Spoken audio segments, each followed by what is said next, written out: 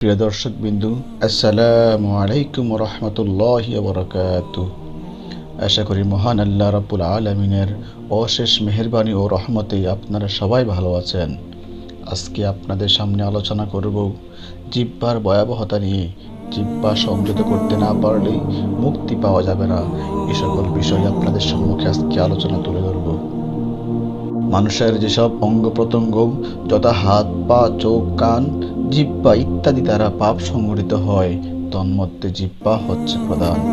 মানুষের অধিকাংশ নিত্য নৈমিত্য গুনাহ যেমন অভিশাপ, অশ্লীলতা, গালিগালাজ, মিথ্যা, গীবত ইত্যাদি ভয়াবহ কবিরা গুনাহসমূহ জিহ্বা দ্বারা সংঘটিত হয়। সুতরাং প্রথমে জিহ্বার হেফাজত করা আমাদের উপর আবশ্যক হয়ে পড়েছে। জিহ্বা ছোট একটি মাংসপিণ্ড হলেও এটি হৃদয়ের দরজা। এটি হৃদয়ের সংবাদ সরবরাহ করে। এর ক্ষমতা প্রবল, পরাক্রমশালী, নরপতি হতেও বেশি।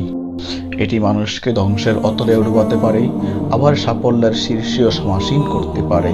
এজন্য জিহ্বাকে সংযত রাখা একান্ত প্রয়োজন। জিহ্বা হলো অন্তরের মুখপাত্র ও প্রতিনিধি, আর বাহ্যিক অঙ্গ প্রত্যঙ্গ সমূহ জিহ্বার নিকট দায়বদ্ধ। রাসূলুল্লাহ সাল্লাল্লাহু আলাইহি ওয়াসাল্লাম ইরশাদ করেন, মানুষ যখন সকালে ঘুম হতে উঠেই তার প্রত্যেক অঙ্গ প্রত্যঙ্গ জিহ্বার কাছে অনুনয় বিনয়ের সাথে আরজ করে বলে, তুমি আমাদের ব্যাপারে আল্লাহকে ভয় করো, অর্থাৎ অন্যায় কাজে লিপ্ত হইও না, কেননা আমরা তোমার সাথে জড়িত।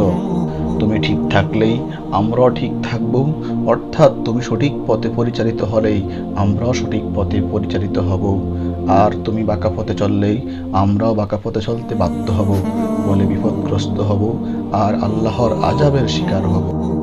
অজ্ঞ নির্বোধ জিহ্বার অধীনস্থ হয়ে জিহ্বার দাসে পরিণত হয়।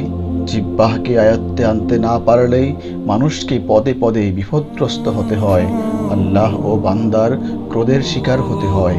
হযরত উকবা ইবনে আমের রাদিয়াল্লাহু তাআলা হতে বর্ণিত, তিনি বলেন, একদিন আমি রাসূলুল্লাহ সাল্লাল্লাহু আলাইহি ওয়াসাল্লামের সাথে সাক্ষাৎ করলাম এবং আরজ করলাম, ইয়া রাসূলুল্লাহ, সর্বক্ষেত্রে মুক্তির উপায় কি? উত্তরে রাসূলুল্লাহ সাল্লাল্লাহু আলাইহি ওয়াসাল্লাম বললেন, তুমি তোমার জিহ্বাকে আয়ত্তে রাখো, অর্থাৎ কথা বলার ক্ষেত্রেই সতর্কতা অবলম্বন করতে হবে। কোনো কথাকে ছোট, তুচ্ছ ও নগণ্য মনে করা উচিত নয়, কারণ অনেক সময় মানুষের তুচ্ছ কথাও আল্লাহর অসন্তুষ্টির কারণ হয়ে জাহান্নামী হতে হয়। নবী করিম সাল্লাল্লাহু আলাইহি ওয়াসাল্লাম ইরশাদ করেন, বান্দা কোনো সময় এমন কথা বলে যাতে আল্লাহ তাআলা অসন্তুষ্ট হন, এই কথা তাকে জাহান্নামে নিক্ষেপ করে, অথচ সে এ বিষয়ে ওয়াকিফাল নয়। অপর এক হাদিসে বর্ণিত হয়েছে, রাসূলুল্লাহ সাল্লাল্লাহু আলাইহি ওয়াসাল্লাম ইরশাদ করেন, তোমরা কি জানো কোন জিনিস মানুষকে সবচেয়ে বেশি জাহান্নামে প্রবেশ করাবে? তা হলো দুটি গহ্বর, একটি মুখ, অপর একটি লজ্জাস্থান। হাদিস শরীফে আরো বর্ণিত হয়েছে, রাসূলুল্লাহ সাল্লাল্লাহু আলাইহি ওয়াসাল্লাম বলেন, বান্দার পা পিছলানোর চেয়ে মুখ পিছলানো মারাত্মক ক্ষতিকর। কারণ পা পিছলিয়ে পড়লেই হয়তোবা শারীরিক ক্ষতি হবে, কিন্তু মুখ পিছলিয়ে গেলে ঈমান ও আমলের তথা দ্বীনি ক্ষতি হবে, যা শারীরিক ক্ষতির চেয়ে সহস্র গুণ ভয়ানক। জিহ্বাই সবচেয়ে ভয়ঙ্কর ও সর্বনাশের মূল। পাপ, পুণ্য ও ঈমান কুফর চূড়ান্তভাবে প্রমাণিত হয় জিহ্বাহ দ্বারা। খুব সাবধানতার সহিত জিহ্বাকে ব্যবহার করতে হবে।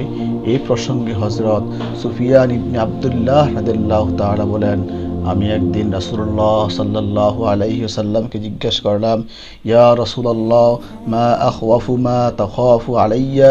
ক্বালা ফাআখাযা বিলিসানি নাফসিহি সুম্মা ক্বালা হাযা। হে আল্লাহর রাসূল, যে জিনিসগুলো আপনি আমার জন্য ভয়ের বস্তু বলে মনে করেন, তন্মধ্যে অধিক ভয়ঙ্কর কোন জিনিসটি? সুফিয়ান বলেন, এটা শুনে রাসূলুল্লাহ সাল্লাল্লাহু আলাইহি ওয়াসাল্লাম নিজের জিহ্বা ধরে বলল, এটা। একদিন হযরত ওমর রাদিয়াল্লাহু তাআলা হযরত আবু বকর রাদিয়াল্লাহু তাআলা নিকট গিয়ে দেখলেন, তিনি তার জিহ্বা ধরে টানছেন, অর্থাৎ জিহ্বার উপর নিজের ক্রোধ প্রকাশ করে শাস্তির উদ্দেশ্যে রূপ করেছেন। এটা দেখে হযরত ওমর রাদিয়াল্লাহু তাআলা বাধা প্রদানের উদ্দেশ্যে বললেন, থামুন, আপনার কি হয়েছে? কেন এমন করেছেন? আল্লাহ আপনাকে ক্ষমা করুন। তখন আবু বকর রাদিয়াল্লাহু তাআলা বলেন, এ জিহ্বাই আমার যত সব সর্বনাশের মূল, এটাই আমাকে ধ্বংসের স্থানসমূহে অবতীর্ণ করেছে।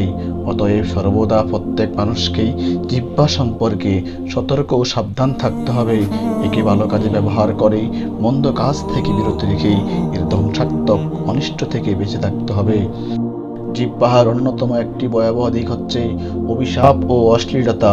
অভিশাপ ও অশ্লীলতা মুখ দিয়ে প্রকাশ হয়, এগুলো রাগের মন্দ প্রতিফল। এই দুটি আচরণ মানুষের মর্যাদা ক্ষুণ্ণ করেই, গ্রহণযোগ্যতা নষ্ট করে দেয়, সমাজকে কলুষিত করে, শান্তি বিনষ্ট করে। এগুলো অভদ্রজনিত অসুন্দর আচরণ। পক্ষান্তরে মুমিন বলতেই ভদ্র, শান্ত ও সুন্দর আচরণকারীকে বোঝায়। সুতরাং কোনো মুমিনের পক্ষেই এই ধরনের আচরণ মোটেই শোভা পায় না। তাই হাদিস শরীফে নবী করিম সাল্লাল্লাহু আলাইহি ওয়াসাল্লাম ইরশাদ করেন, সিদ্দিক তথা মুমিনের পক্ষেই অধিক অভিসম্পাদকারী হওয়া উচিত নয়। অন্য এক বর্ণনায় আছে, একজন মুমিন অধিক অভিসম্পাদকারী হতে পারে না। উম্মতে মুহাম্মাদীর একটি বিশেষ মর্যাদা হলো তারা কিয়ামত দিবসে পূর্ববর্তী নবীদের পক্ষে সাক্ষ্য দান করবে যে নবীগণ স্ব স্ব কওমের লোকদের কাছেই তাবলীগী দায়িত্ব যথাযথভাবে পালন করেছেন। অনেক সৎকর্মশীলদের সুপারিশে বহু জাহান্নামীকেও জান্নাতে দেওয়া হবে। কিন্তু যারা দুনিয়াতে লোকদের প্রতি অহেতুক, অবান্তর ও কথায় কথায় অভিশাপ দেয়, কিয়ামতের দিন তাদের সাক্ষ্য ও সুপারিশ প্রত্যাখ্যান করা হবে। রাসূলুল্লাহ সাল্লাল্লাহু আলাইহি ওয়াসাল্লাম ইরশাদ করেন, নিশ্চয় অধিক অভিসম্পাদকারী কিয়ামতের দিন সাক্ষ্যদাতা ও সুপারিশকারী হবে না। হাদিস শরীফে বর্ণিত আছে, হযরত আয়েশা সিদ্দিকা রাদিয়াল্লাহু তাআলা থেকে বর্ণিত, তিনি বলেন, একদিন হযরত আবু বকর রাদিয়াল্লাহু তাআলা তার এক দাসকে ভর্ৎসনা করেছিলেন। এই সময় নবী করিম সাল্লাল্লাহু আলাইহি ওয়াসাল্লাম তার পাশ দিয়ে গমন করেছিলেন। রাসূলুল্লাহ সাল্লাল্লাহু আলাইহি ওয়াসাল্লাম তাকে উদ্দেশ্য করে বললেন, কাবার প্রভুর শপথ, ভর্ৎসনাকারী ও সিদ্দিক কখনো এক ব্যক্তি হতে পারে না। অর্থাৎ সিদ্দিকিয়তের মতো উৎকৃষ্ট গুণ, ভর্ৎসনা করার মতো নিকৃষ্ট গুণ কখনো একই ব্যক্তির মধ্যে থাকতে পারে না, কেননা এই দুটি পরস্পর বিরোধী।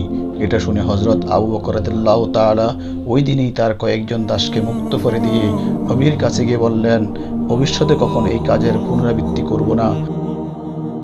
অর্থাৎ ভুলক্রমে যদি কোনো সময় এই ধরনের পাপ সংঘটিত হয়ে যায়, তাহলে সাথে সাথে তার বিপরীত দান, সদকা কিংবা যে কোনো নেক কাজ করে ভবিষ্যতে কোনোদিন করব না বলে প্রতিজ্ঞা করলেই তা তওবার পর্যায়ে পৌঁছে যায়, ফলে গুনাহ মাফ হওয়ার আশা করা যায়।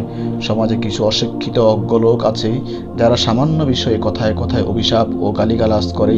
এটা অত্যন্ত নিন্দনীয় ও নাজায়েজ। মুমিন হলো আদর্শবান ও চরিত্রবান ব্যক্তি। অভিসম্পাদ ও ভর্ৎসনা মুমিনের বৈশিষ্ট্য হতে পারে না। তাই নবী করিম সাল্লাল্লাহু আলাইহি ওয়াসাল্লাম এগুলোর ব্যাপারে কঠোরভাবে নিষেধ করেছেন। হাদিস শরীফে বর্ণিত আছে, রাসূলুল্লাহ সাল্লাল্লাহু আলাইহি ওয়াসাল্লাম ইরশাদ করেন, তোমরা একে অপরকে এভাবে অভিসম্পাদ করবে না যে তোমার উপর আল্লাহর অভিশাপ হোক, আল্লাহর গজব হোক এবং তুমি জাহান্নামী। অনেকেই প্রাকৃতিক বস্তুকেই নিজের প্রতিকূল হতে দেখলেই তাকে অভিসম্পাদ ও গালমন্দ দিতে আরম্ভ করে, অথচ এটা জঘন্য পাপ, কারণ প্রকৃতির সবই আল্লাহর সৃষ্টি। এদের নিজেদের কোনো ক্ষমতা নেই, স্বয়ং আল্লাহই ওদের নিয়ন্ত্রক। সুতরাং ওইগুলোকে গালি দেওয়ার মানে আল্লাহকে গালি দেওয়ার সমান। তাছাড়া অনেক ক্ষেত্রে অভিসম্পাদ নিজের উপর এসে পড়ে। হাদিস শরীফে বর্ণিত আছে, এক ব্যক্তির গায়ের চাদর বাতাসে উড়ছিল। লোকটি বাতাসকে অভিসম্পাদ করতে লাগলো। নবী করিম সাল্লাল্লাহু আলাইহি ওয়াসাল্লাম শুনে বললেন, বাতাসকে অভিসম্পাদ করো না, কেননা তা তো আদিষ্ট, অর্থাৎ আল্লাহর হুকুমে চলে। তবে মনে রেখো, যে ব্যক্তি কোনো বস্তুকে লানত করে আর যদি ওই বস্তুটি লানতের যোগ্য না হয়, তাহলে লানতকারীর দিকেই ফিরে আসে।